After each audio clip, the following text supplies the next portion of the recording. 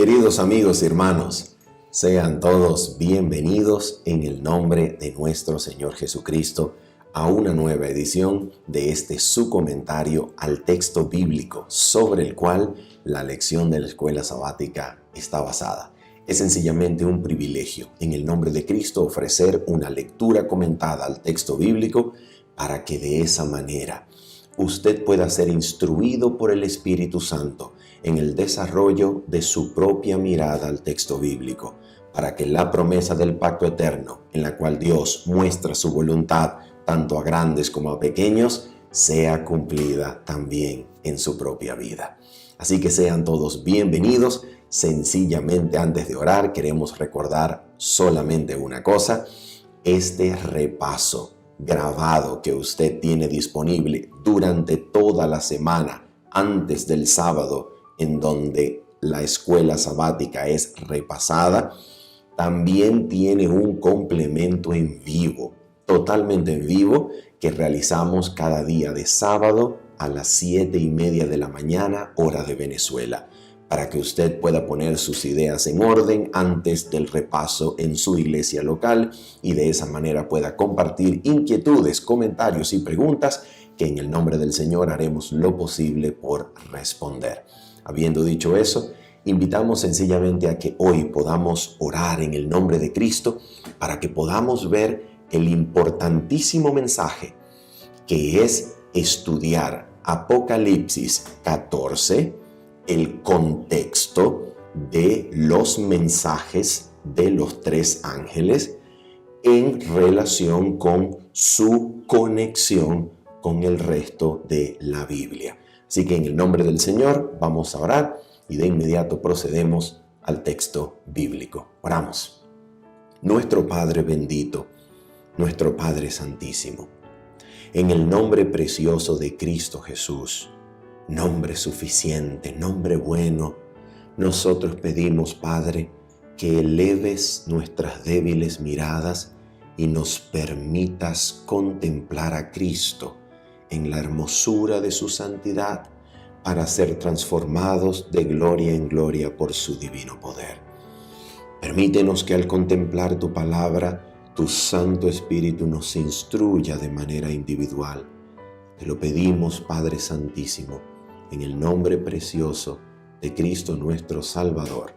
Amén y amén.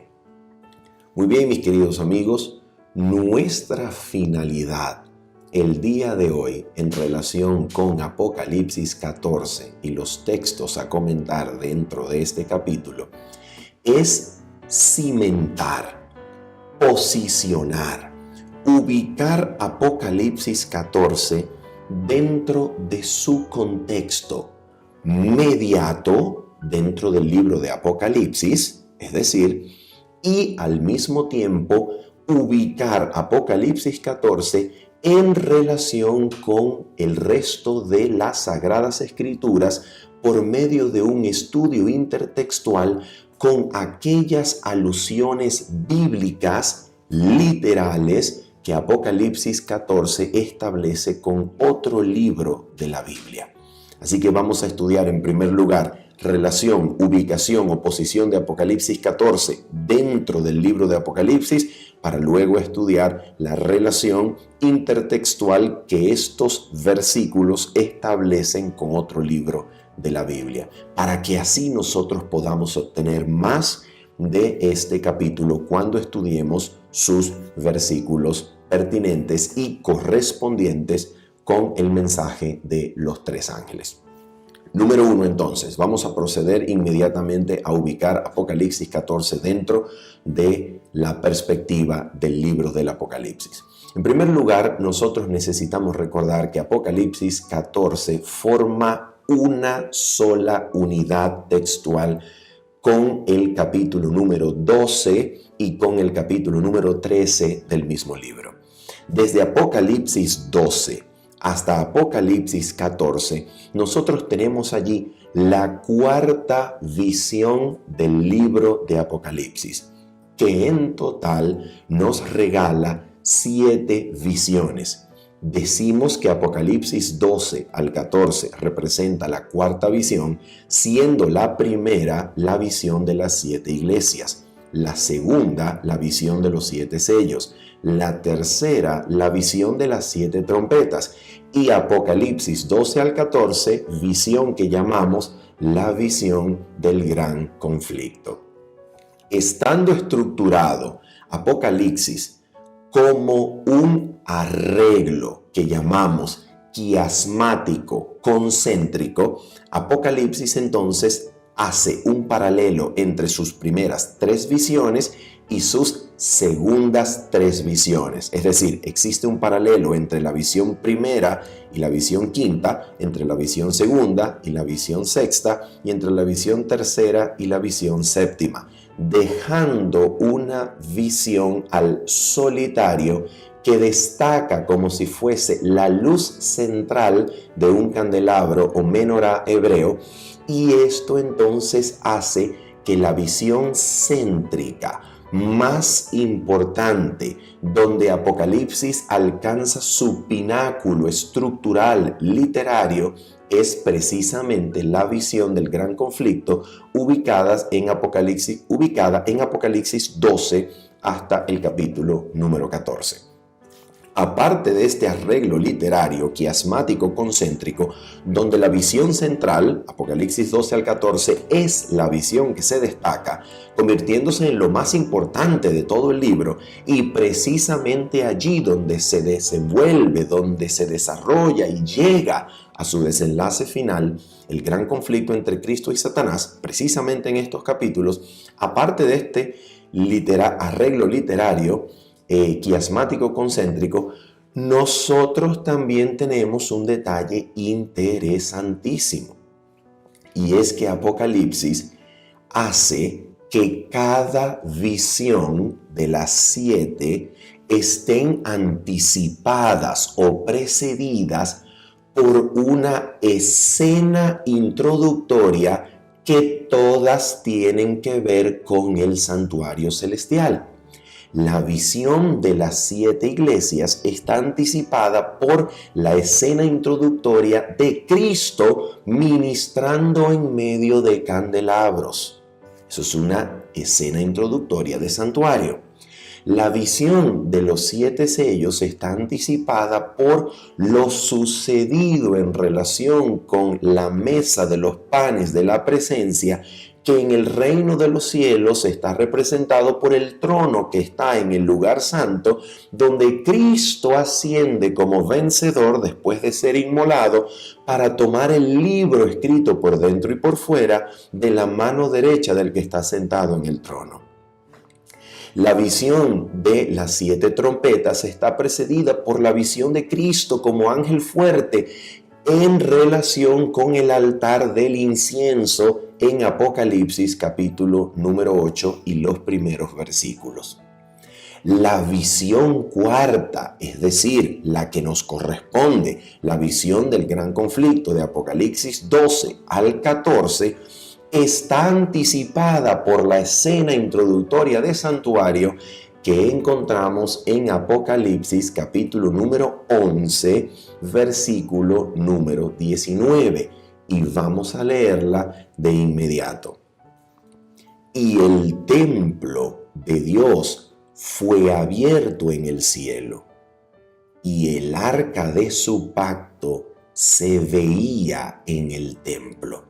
Y hubo relámpagos, voces, truenos, un terremoto y grande granizo.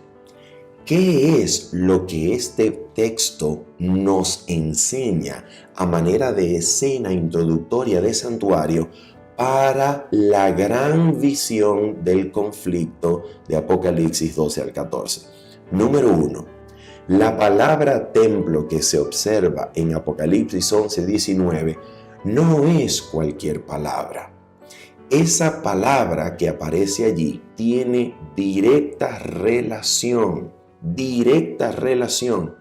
con el lugar santísimo del santuario celestial. ¿Por qué? Existen 3 palabras griegas que pueden ser traducidas como templo o morada de Dios en el griego del Nuevo Testamento. Principalmente la palabra hierón, que es templo en términos genéricos, la palabra griega skene, que es morada, tabernáculo, lugar de la presencia, y la tercera palabra naos, que hace referencia exclusiva al lugar santísimo del tabernáculo. Así que aquí lo que Juan nos está diciendo, antes de hablarnos de la visión del gran conflicto, es que se abre el lugar santísimo y Juan ve un mueble dentro, el arca del pacto de Dios. ¿Por qué es tan importante esta visión?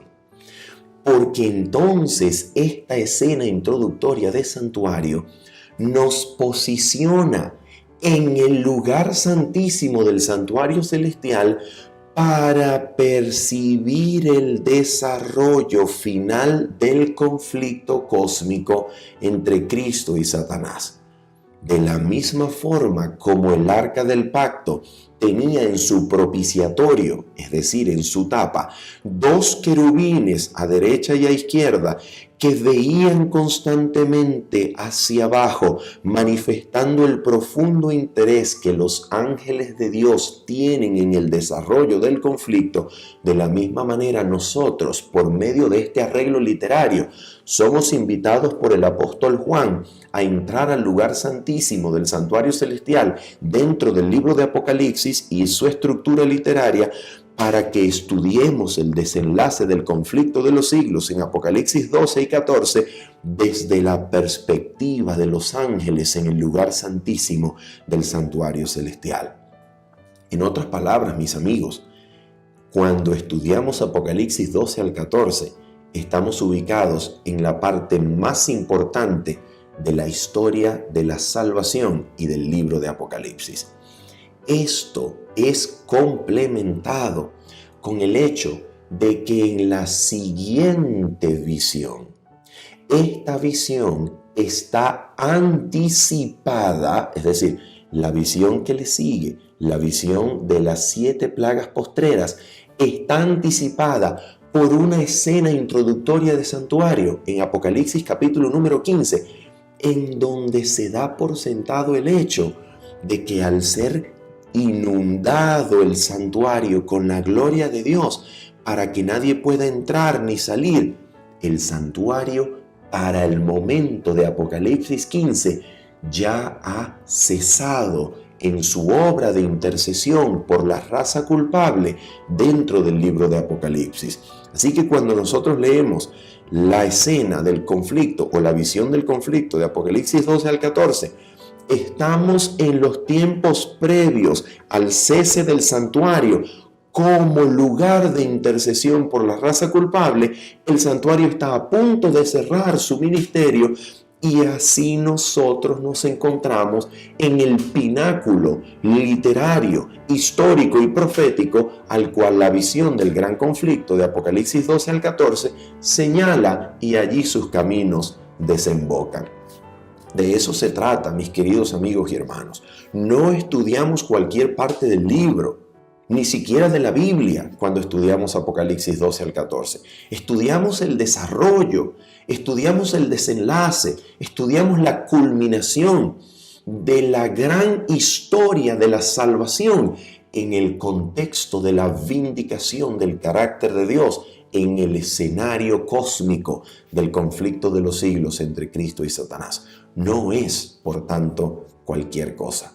Ahora vamos a mirar de inmediato lo que nos dice Apocalipsis capítulo número 14 y vamos a situarnos, por favor, en el versículo número 14 en adelante para que nosotros comencemos a hacer, como lo dijimos al comienzo, en esta segunda parte introductoria que nos brinda contexto sobre Apocalipsis 14, vamos a establecer el vínculo intertextual de Apocalipsis 14 con otro libro de la Biblia donde Apocalipsis 14 toma, establece sus alusiones literales y temáticas. Vamos a mirar. Apocalipsis 14, versículo número 14 nos dice lo siguiente. Miré, y he aquí una nube blanca, y sobre la nube uno sentado semejante al Hijo del Hombre, que tenía en la cabeza una corona de oro, y en la mano una hoz aguda. Y del templo salió otro ángel, clamando a gran voz al que estaba sentado sobre la nube: mete tu hoz y ciega, porque la hora de cegar ha llegado, pues la mies de la tierra está madura. Y el que estaba sentado sobre la nube, dice el texto, metió su hoz en la tierra, y la tierra fue cegada. Salió otro ángel del templo que está en el cielo, teniendo también una hoz aguda, y salió del altar otro ángel que tenía poder sobre el fuego, y llamó a gran voz al que tenía la hoz aguda, diciendo: mete tu hoz aguda y vendimia los racimos de la tierra, porque sus uvas están maduras. Y el ángel arrojó su hoz en la tierra y vendimió la viña de la tierra y echó las uvas en el gran lagar de la ira de Dios.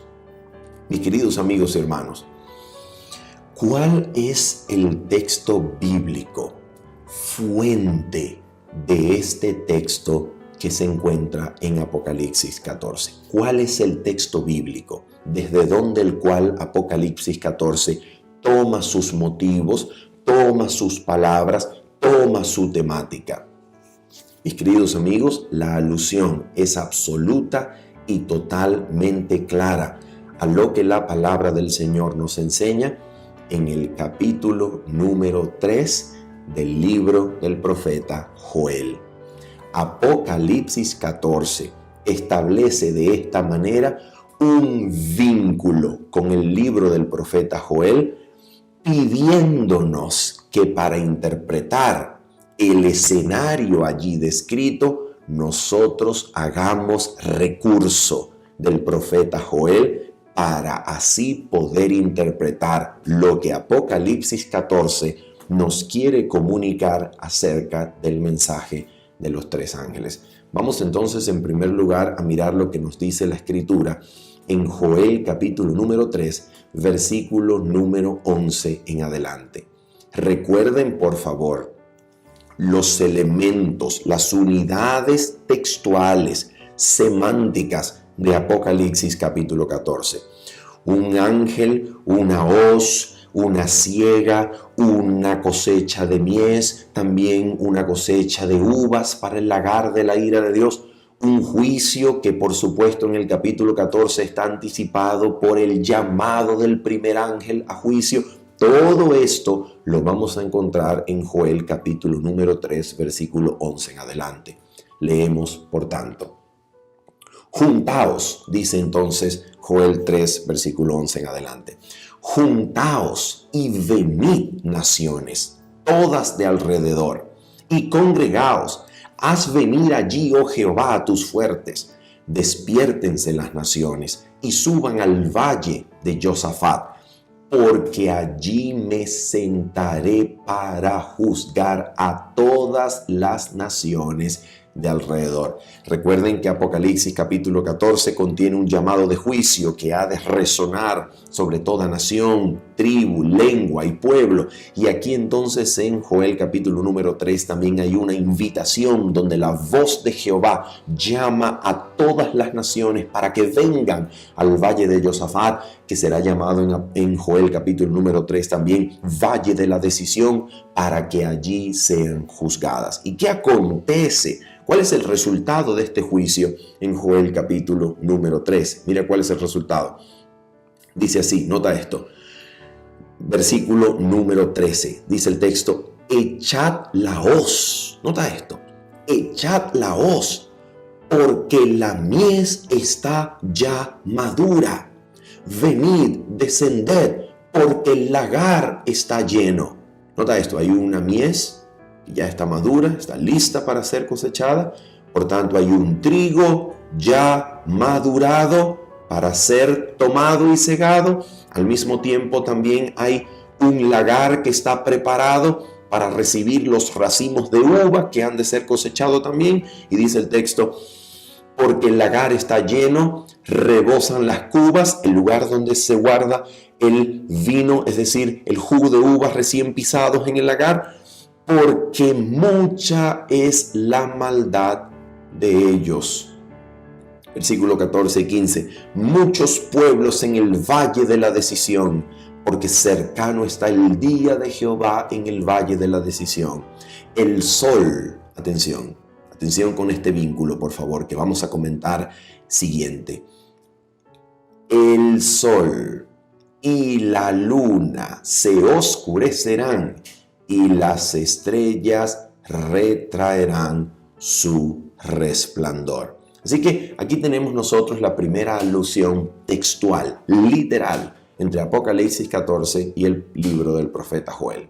Se establece entonces entre Apocalipsis 14 y el capítulo número 3 de Joel, y vemos que precisamente las palabras de la mies madura, de meter la hoz, de cegar la tierra, de juntar los racimos de uva también para el lagar de la ira de Dios, todos estos elementos textuales provienen de Joel capítulo número 3. ¿Y por qué razón esto es importante?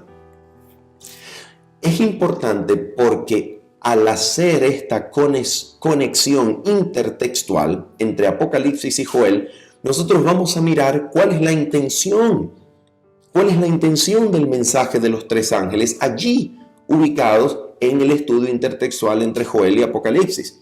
Ahora, usted se dio cuenta que al final del capítulo número 3 del profeta Joel se hace una alusión a fenómenos cósmicos, fenómenos celestiales, portentos celestes, donde se dice que el sol se oscurecerá, la luna no dará su resplandor y también las estrellas del cielo. Ahora, ¿de dónde proviene ese vínculo? ¿Cuál es la fuente de esa repetición textual? Eso también se encuentra en el libro del profeta Joel, capítulo número 2. Vamos allá. ¿Y por qué razón esta alusión y esta conexión es importante? Porque será exactamente la misma conexión que establece el libro de Apocalipsis. Vamos a mirar, por favor, Joel capítulo número 2. Joel capítulo número 2 y vamos a comenzar con el versículo número 1 en adelante. Mira esto. Mira cómo comienza Joel capítulo número 2 y mira sus elementos. Atención. Tocad trompeta en Sión y dad alarma en mi santo monte. Tiemblen todos los moradores de la tierra, porque viene el día de Jehová, porque está cercano. Ahora mira cómo se le presenta al día de Jehová en Joel 2:2. Día de tinieblas y de oscuridad, día de nube y de sombra. Como sobre los montes se extiende el alba, así vendrá un pueblo grande y fuerte. Semejante a él no lo hubo jamás, ni después de él lo habrá en años de muchas generaciones. Así que probablemente, en términos históricos, contextuales, Joel habla del juicio que Dios traería sobre la tierra de Judá, utilizando como instrumento de juicio y retribución los ejércitos de Babilonia para que viniesen sobre la tierra de Judá. Ahora mira esto. Mira cómo sigue la descripción profética de los acontecimientos que van a tomar lugar en el día de Jehová, predicho en Joel capítulo número 2. Y ahora vamos a leer a partir del versículo número 10. Mira esto. Joel capítulo 2, versículo número 10. Atención. Dice así.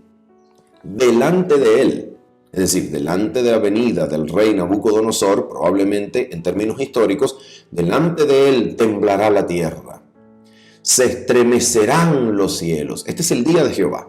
Está sucediendo el día de Jehová, que en términos históricos para los lectores de Joel era la venida de Nabucodonosor, que traería el día de Jehová para juicio sobre el territorio de Judá. Pero ahora, en términos proféticos, este día de Jehová, a través del libro de Apocalipsis, se va a convertir en la visitación de Cristo que visita a la tierra trayendo salvación y juicio al mismo tiempo. Ahora mira esto.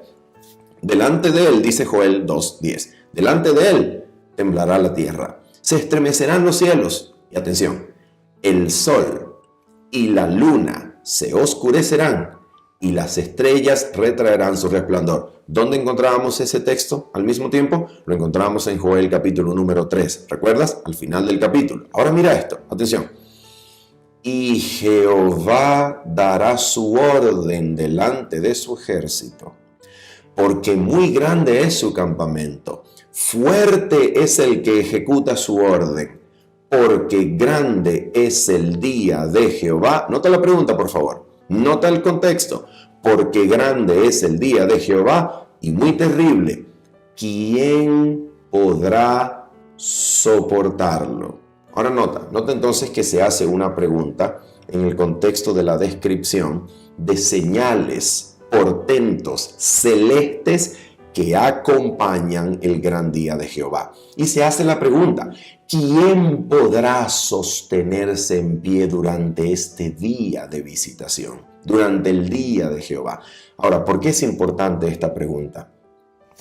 Porque, mis amigos y hermanos, esta pregunta es exactamente la manera en la cual se formula la pregunta en el otro capítulo de Apocalipsis, con el cual el capítulo 14 establece conexión. ¿Con cuál otro capítulo de Apocalipsis se conecta de manera objetiva Apocalipsis 14? Con Apocalipsis 7. ¿Y cómo lo sabemos?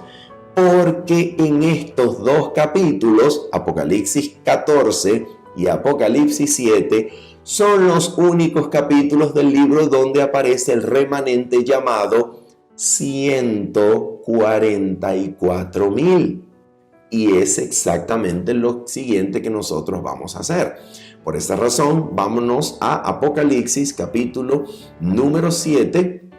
Y para poder entender Apocalipsis capítulo número 7, nosotros necesitamos, por favor, entender el contexto de este libro. Mira lo que dice Apocalipsis capítulo número 7. Vamos a buscar rápidamente Apocalipsis capítulo número 7 y vamos a leer los primeros versículos. Pero para entenderlo, nosotros vamos a mirar los últimos versículos del capítulo número 6 y vamos a comenzar en el versículo número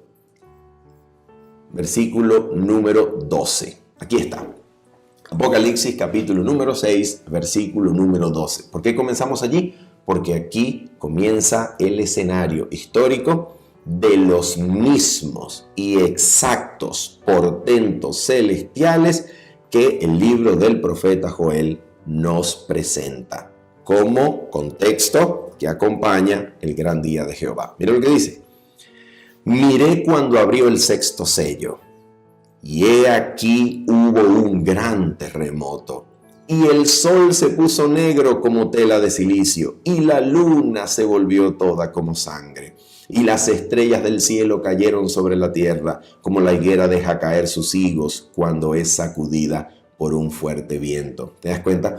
Los mismos portentos celestiales en relación con el gran día de Jehová. Y ahora mira lo que dice Apocalipsis capítulo número 6, versículo 14 en adelante.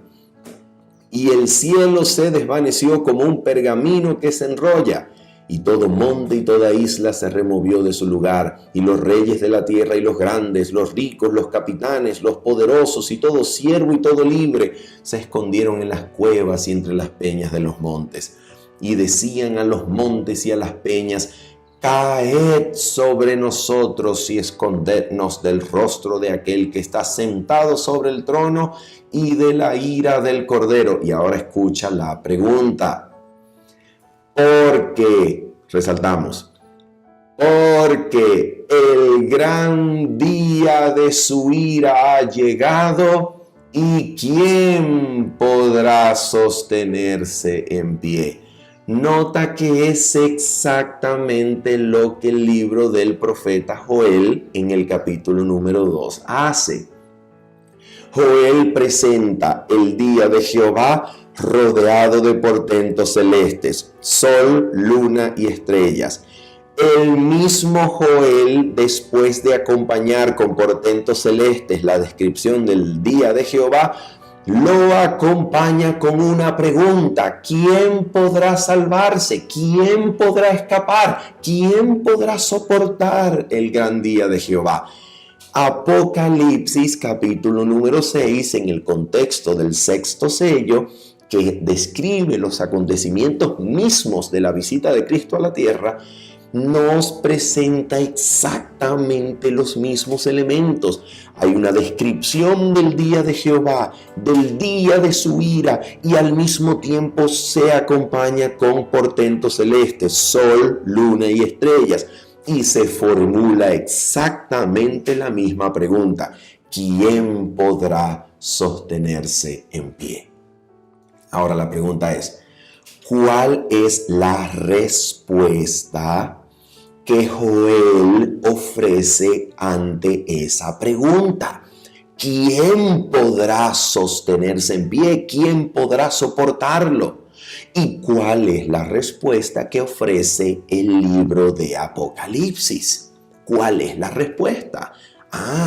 De la respuesta a la pregunta formulada por Joel, capítulo número 2, y de la respuesta a la pregunta formulada por Apocalipsis 6, últimos versículos, nosotros encontramos la conexión entre Apocalipsis 14, Apocalipsis 7 y Joel, capítulo número 2 y capítulo número 3. Vamos a mirar la respuesta en primer lugar en el libro del profeta Joel. Vamos allá. Y para eso nosotros vamos a mirar Joel capítulo número 2 y vamos a comenzar a leer en el versículo número 28. Mira por favor la respuesta a la pregunta: ¿quién podrá soportar el gran día de Jehová?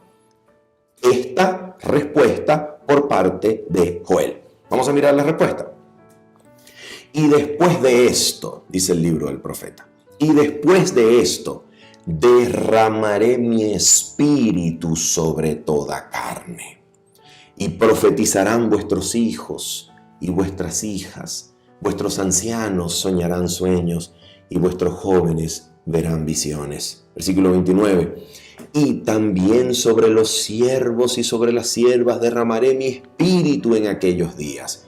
¿Qué ocurre cuando Dios derrama su espíritu en aquellos días? Mira lo que ocurre. Versículo 30. Y daré prodigios en el cielo y en la tierra, sangre y fuego y columnas de humo. El sol se convertirá en tinieblas y la luna en sangre, antes que venga el día grande y espantoso de Jehová. Exactamente lo mismo que ya leímos en Joel capítulo número 2 y Apocalipsis capítulo número 6. El gran día de Jehová acompañado por portentos celestes. Pero aquí, antes de esto, Dios promete derramar su espíritu sobre toda carne. ¿Y qué ocurre en este contexto de derramamiento de su espíritu? Mira lo que ocurre. Versículo número 32. Lo resaltamos para leer juntos. Dice: y todo aquel que invocare el nombre de Jehová será salvo.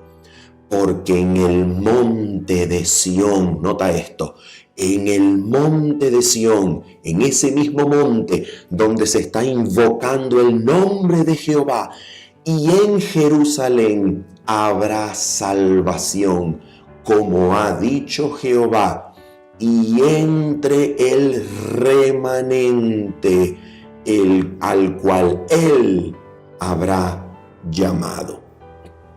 Entonces nosotros vemos aquí algo maravilloso. ¿Cómo responde Joel, capítulo número 2, acerca de la pregunta sobre quién podrá soportar el gran día de Jehová? Su respuesta es que cuando venga el día de Jehová, Dios promete derramar su espíritu sobre toda carne, y ese derramamiento de su espíritu logra reunir en el monte de Sión a gente que invoca el nombre de Jehová y se constituye así el remanente que experimenta salvación en el gran día de Jehová. Esa es la respuesta del profeta Joel. Ahora viene la pregunta. ¿Cómo responde entonces la pregunta Apocalipsis? Recuerden que la pregunta está formulada aquí. Apocalipsis, versículo número 17 del capítulo número 6. ¿Y quién podrá sostenerse en pie? Y ahora mira la respuesta que da el libro de Apocalipsis. ¿Dónde encontramos esa respuesta? Pues con toda certeza en los versículos siguientes. Atención, Apocalipsis capítulo número 7. Mira lo que dice allí. Versículos número 1 hasta el versículo número 3. Dice la palabra del Señor. Atención, vamos a resaltar. Después de esto vi a 4 ángeles en pie sobre los 4 ángulos de la tierra, que detenían los 4 vientos de la tierra para que no soplase viento alguno sobre la tierra, ni sobre el mar, ni sobre ningún árbol. Vi también a otro ángel que subía de donde sale el sol y tenía el sello del Dios vivo. Y clamó a gran voz a los 4 ángeles a quienes se les había dado el poder de hacer daño a la tierra y al mar. Y mira lo que dice aquí. Atención, versículos 3 y 4, por favor. Mira lo que dice. Diciendo, no hagáis daño a la tierra, ni al mar, ni a los árboles, hasta que hayamos sellado en sus frentes a los siervos de nuestro Dios. Y oí el número de los sellados, 144,000 sellados de todas las tribus de los hijos de Israel. ¿Y dónde recibían el sello? Mira dónde recibían el sello. Eran sellados en sus frentes los siervos de Dios, descritos como 144,000 sellados. Oh, ¿y cuál es la importancia de esta conexión?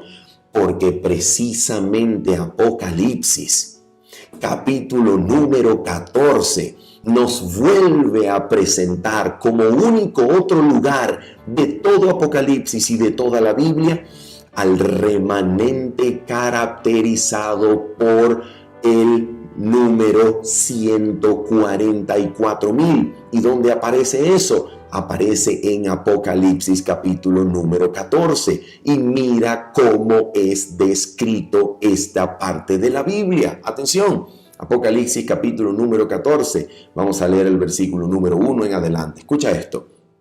Dice el texto. Después miré, atención, después miré y he aquí el Cordero estaba en pie. ¿Dónde, mis amigos? Sobre el monte de Sión. Nota la conexión con Joel capítulo número 2. Cuando Joel responde la pregunta, ¿quién podrá soportar el día de Jehová? Habla del derramamiento del Espíritu, portentos celestes, y entonces presenta al remanente formado cuando se invoca el nombre de Jehová sobre el monte de Sión. Y aquí Apocalipsis 14, de la mano con Apocalipsis 7, respondiendo la pregunta, ¿quién podrá sostenerse en pie en el gran día de Jehová, en el gran día de la ira de Jehová y del Cordero? Apocalipsis 14 de la mano con Apocalipsis 7 responde los 144,000 que están en pie junto con el Cordero en el monte de Sión, al igual que Joel 2. Y escucha, y con el 144,000, escucha, donde dice Apocalipsis 7 que los siervos del Dios vivo recibían su sello, el sello del Dios vivo. Oh, exactamente Apocalipsis capítulo 14 versículo 1 dice que tenían el nombre de él. Escucha, ¿qué cosa hacía el remanente en el monte de Sión? Según Joel capítulo número 2, invocan el nombre de Jehová. ¿Qué tiene el remanente en el monte de Sión en Apocalipsis 14? tenían el nombre de él y el de su padre escrito en la frente. Oh, ¿te das cuenta, mi querido amigo y hermano? ¿Te das cuenta lo que Apocalipsis 14, Apocalipsis 7 y Joel 2 y 3 están haciendo? La pregunta es la misma. La pregunta es y clama por el remanente del Señor. Y este remanente es descrito en pie sobre el monte de Sión, invocando el nombre de Jehová según Joel, recibiendo el Espíritu Santo según Joel, en medio de portentos celestes según Apocalipsis, recibiendo el sello del Dios vivo en sus frentes. Al mismo tiempo Apocalipsis dice que es el nombre de Jehová y del Cordero en sus frentes, de pie en el monte de Sión, formándose el remanente allí en Apocalipsis 7 y Apocalipsis 14. ¿Te das cuenta los vínculos? Y ahora viene la pregunta más importante. La pregunta más importante. La pregunta que demanda la conexión intertextual entre Apocalipsis 14, Apocalipsis 7 y Joel capítulo 2 y 3. La pregunta más importante de toda esta conexión intertextual, ¿cuál es? Si Apocalipsis desarrolla temáticamente los portentos celestes, sol, luna, estrellas. Si Apocalipsis desarrolla temáticamente el vínculo con Joel por medio del desarrollo temático de el tema del monte de Sión, la salvación, el remanente que invoca el nombre de Jehová.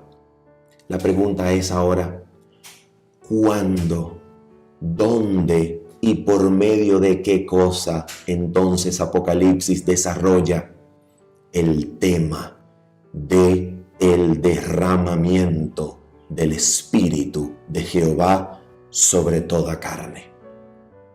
¿Dónde desarrolla Apocalipsis ese tema?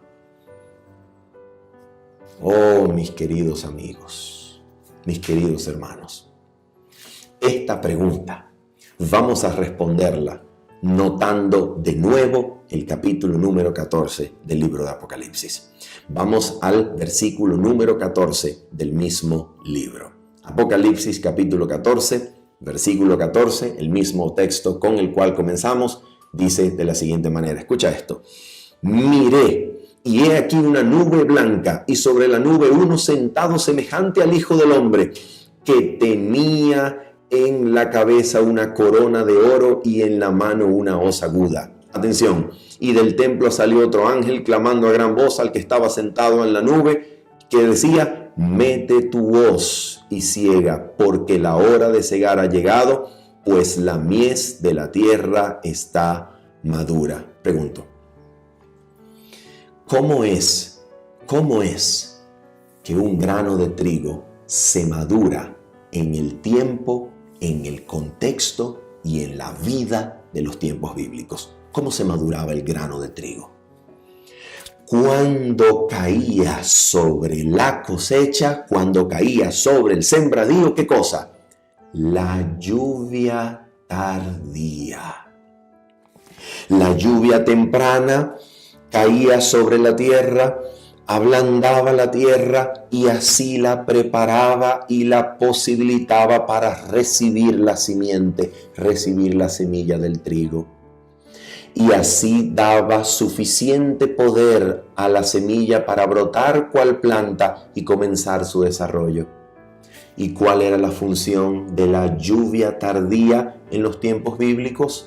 La lluvia tardía caía sobre la planta para madurar su fruto y dejarla lista para ser segada.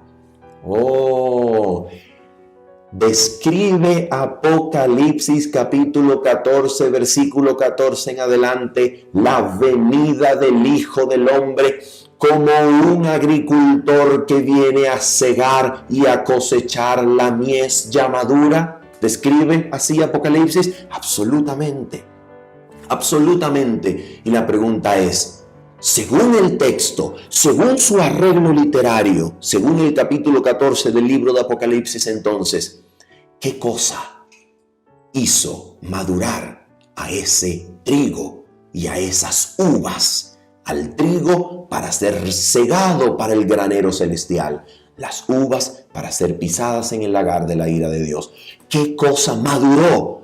La semilla, la planta, el fruto. ¿Qué cosa maduró? El trigo para estar listo. ¿Qué cosa produjo la maduración? Según Apocalipsis 14, el mensaje de los 3 ángeles.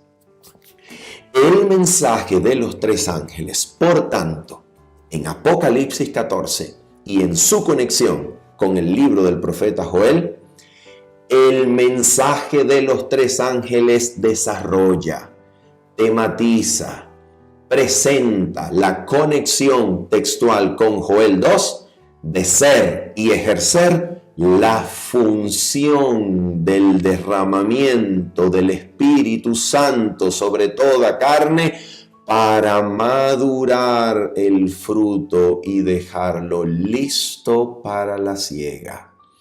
El mensaje de los 3 ángeles, con énfasis en el tercero, representa, desarrolla y construye sobre la promesa del derramamiento del Espíritu de Dios prometida en Joel capítulo número 2.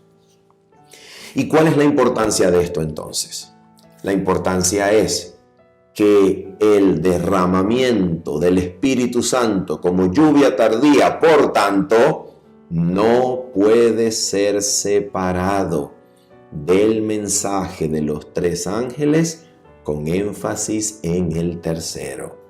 El mensaje de los 3 ángeles con énfasis en el tercero llevan a cabo la función histórica de constituir el remanente, los 144,000 sellados. Constituye al remanente que guarda los mandamientos de Dios y tiene la fe de Jesús. Constituye al remanente que ha de ser salvo en el gran día de Jehová. Constituye al remanente sellado que ha de atravesar por el tiempo de angustia. Este mensaje triple angélico con énfasis en el tercero representa el desarrollo de la promesa del derramamiento del Espíritu Santo que prepara a los seguidores de Cristo para la traslación, donde encuentran salvación al mismo tiempo que el mundo y sus moradores encuentran perdición, representado por el lagar de la ira de Dios. No podemos entonces separar el derramamiento de la lluvia tardía, el derramamiento del Espíritu Santo, de su conexión con el mensaje triple angélico con énfasis en el tercero.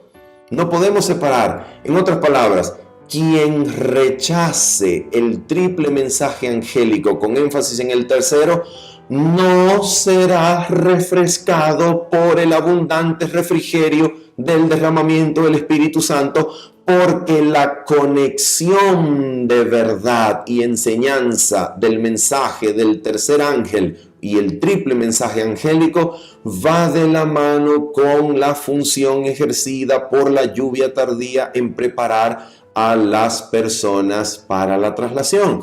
Y esta conexión entre lluvia y Espíritu Santo, esta conexión entre lluvia y enseñanza, ya la Biblia la hacía también en Deuteronomio capítulo número 31. Vamos allá, Deuteronomio capítulo 32, Vamos a leer brevemente lo que nos enseña la Escritura en Deuteronomio capítulo 32. Mira esta conexión entre lluvia y enseñanza, entre lluvia y mensaje. Escucha esto.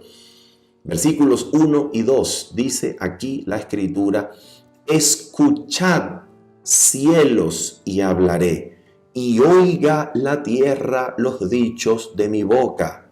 Goteará como lluvia mi enseñanza, destilará como el rocío mi razonamiento, como la llovizna sobre la grama y como las gotas sobre la hierba. Nota la conexión entre lluvia y enseñanza, entre lluvia y doctrina, entre lluvia y mensaje.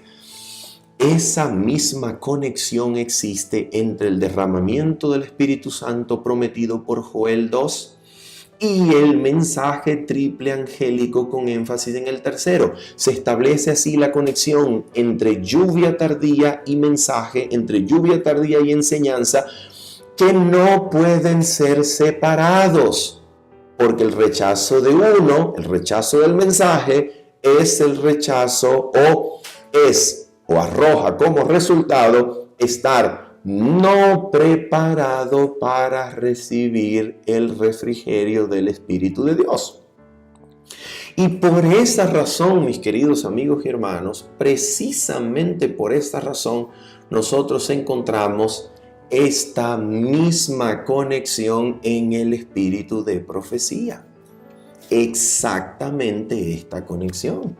Y nosotros vamos a leerlo y a comprobarlo con dos citas que encontramos en el espíritu de profecía. Vamos allá. Miren lo que dice el espíritu de profecía en Mensajes Selectos, capítulo número 56, una verdad que lleva las credenciales divinas. Y en este capítulo, en la página 425, nosotros encontramos esta conexión así propuesta. Escucha, dice así: el tiempo de prueba está precisamente delante de nosotros, pues el fuerte pregón, escucha, el fuerte pregón del tercer ángel ya ha comenzado en la revelación de la justicia de Cristo, el Redentor que perdona los pecados. En otras palabras, aquí se identifica el mensaje del tercer ángel con la justicia, la revelación de la justicia de Cristo. Y ahora escucha esto. Mira la conexión con el derramamiento del Espíritu Santo, el fuerte pregón, según Apocalipsis 18, y el ángel que ilumina la tierra con la gloria de Dios. Escucha. Este es el comienzo. Escucha, el pregón del mensaje del tercer ángel en la revelación de la justicia de Cristo. Dice, este es el comienzo de la luz del ángel cuya gloria llenará toda la tierra. Eso es una referencia a Apocalipsis capítulo número 18. Lo que Elena de White está diciéndonos es que el fuerte pregón del mensaje del tercer ángel en la revelación de la justicia de Cristo tiene conexión con el ángel de Apocalipsis 18 que llena la tierra con la gloria de Dios. Y ahora vamos a mirar la cita donde Elena de White identifica este ángel fuerte y poderoso del capítulo 18 de Apocalipsis con el mismo derramamiento del Espíritu Santo.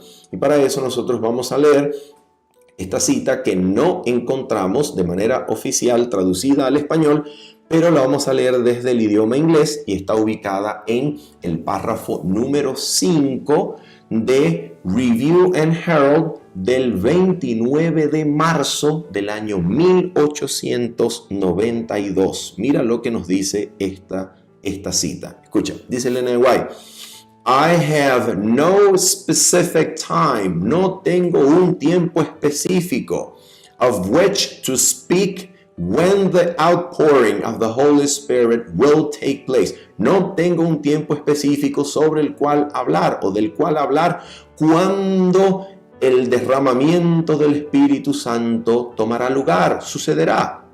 Y ahora mira cómo Elena de White identifica el derramamiento del Espíritu Santo en este detalle, esta explicación, esta frase apositiva que le sigue, que es un detallamiento, que es un detalle, que es una explicación de lo que ha dicho anteriormente. Ahora dice: when the mighty angel will come down from heaven and unite with the third angel in closing up the work for this world.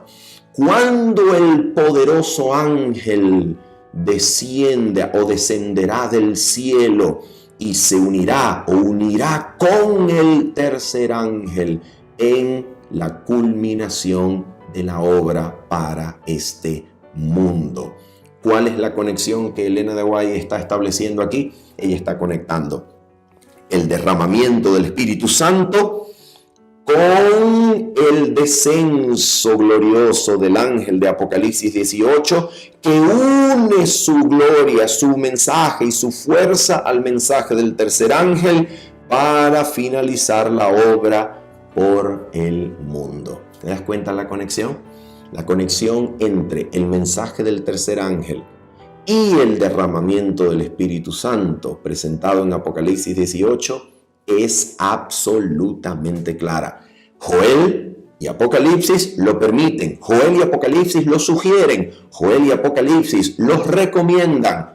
Ver en el mensaje triple angélico, con énfasis en el tercero, la conexión con la función del derramamiento del Espíritu Santo para la formación del remanente y la salvación en el monte de Sión, según lo prometió Joel capítulo número 2. Y esta misma conexión entre el mensaje del tercer ángel y el derramamiento del Espíritu Santo prometido también es establecido en los escritos del Espíritu de Profecía, cuando la mensajera del Señor conecta la función del derramamiento del Espíritu Santo con darle fuerza poderosa al pregón del tercer ángel, para que así toda la tierra sea iluminada con la gloria de Dios y el mundo oiga la revelación de la justicia de Cristo, que es la esencia del mensaje del tercer ángel y de todo el triple mensaje angélico.